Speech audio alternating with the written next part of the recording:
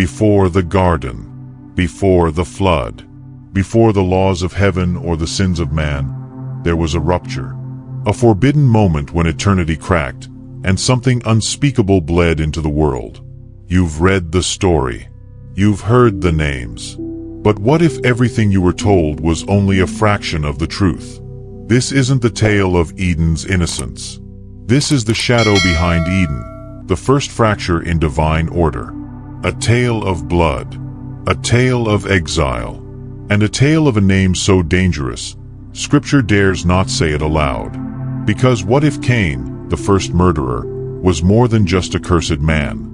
What if he was a carrier of something older, deeper, and not entirely human? This is not mythology.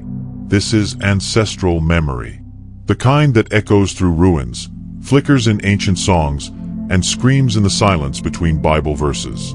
Today, we uncover a truth long buried beneath stone, beneath fire, beneath flood. A truth erased, not because it wasn't real, but because it was too real. This is the story of Cain's wife. But to name her is to name the forbidden bloodline. Cain departs from the presence of the Lord and settles in Nod, east of Eden. And Cain knew his wife, and she conceived and bore Enoch. A woman. No introduction, no name. Just there. Was she his sister? Possibly.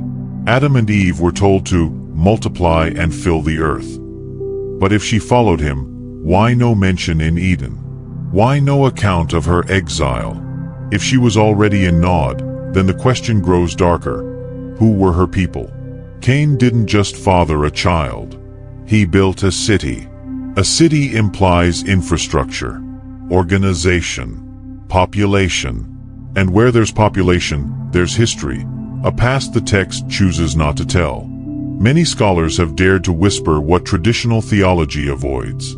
Cain's wife may have come from a pre-Adamic race, beings not descended from Adam, but created earlier, or even parallel to him. Genesis 1 and Genesis May 2 describe two creations.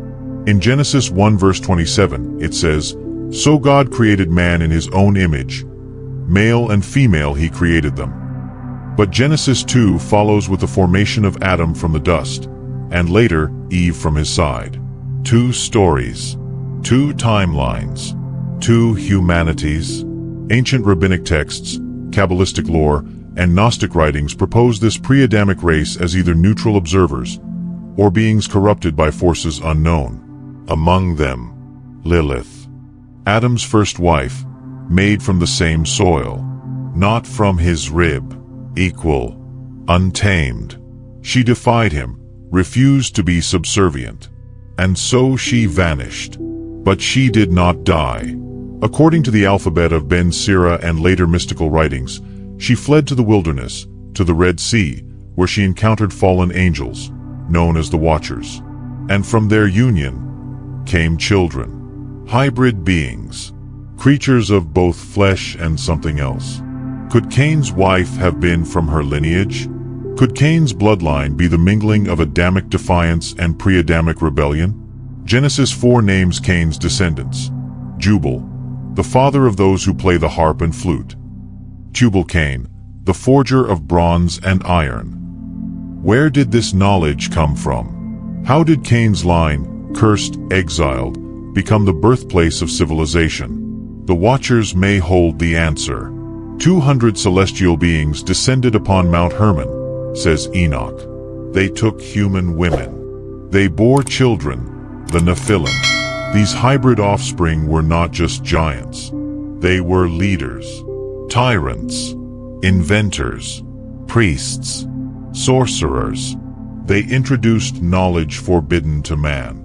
Metallurgy, root cutting and herbalism, enchantments, star mapping, warfare, secrets of seduction. Heaven called it corruption, an infection of the divine order. Cain's lineage, already distant from Eden, was fertile ground for this rebellion. Some of the world's oldest cities predate the rise of nations.